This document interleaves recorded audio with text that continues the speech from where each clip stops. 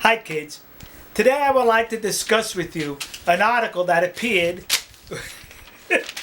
in the Dallas Morning News. What this article is about basically is a young lady, well I don't know how young she is, but a lady in Korea, South Korea. I do not think she lives north of the 38th parallel with that idiot dear leader Kim Jong-il in the head. Anyway, back on topic. This lady took her driving test, failed it 959 times, and passed it on the 960th time. She basically took 960 tests to get her driver's license.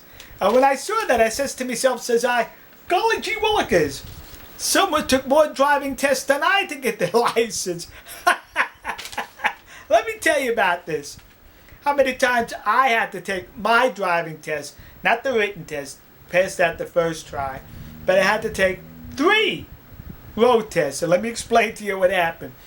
The first time I took the road test, it was in Manhattan on a snowy day. The inspector tells me as we're driving the streets to parallel park the vehicle. Well, I parallel parked the vehicle on the street where there basically was no curb. So I had to just guesstimate, and I parked it. Well, he says to me, "You're on the sidewalk." Sidewalk, I said. There is no sidewalk over here. I said, besides, there's no curb. He says, "Are you arguing with me?" I said, "What are you talking about arguing with you? There's no sidewalk, there's no curb." He says to me, "I wrote the book, don't tell me." He wrote the book. So they don't tell you immediately right then and there whether you passed or you failed. You have to wait about a week and you get the notice in the mail. Well, I got the notice in the mail a week later, and sure enough, I got failed. It failed me for driving on the sidewalk. So I looked his name up at the front of the driver's manual, and his name was there. Listen to me. Now, there was a couple of authors. He was one of them. Out of all the inspectors in the state of New York, I had to get the one who wrote the book. So now I schedule another road test. And in New York, it works this way.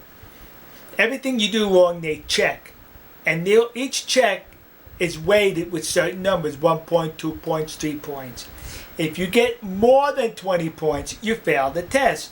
So a week later, it comes in the mail, I open it up, and it says I failed, that I had gotten 21 points. All right, 21 points, I'm over it. But I looked at what he checked off. And what he checked off totaled 19 points, meaning I passed. The moron could not add. So I take this to the Motor Vehicles Bureau, and they said to me, "We can argue or countermand an inspector's decision." I said, "Hold it. I'm not arguing with what he checked off. I'm arguing with his math. Sorry, we can't countermand his decision." So because the dope could not add, I failed it the second time. So I wrote my assemblyman in the New York State Legislature, and he says to me, "No problem. Take a train to Albany, come to my office, and we'll get you a license." I says, no. I don't want a license that way. I want it legitimately.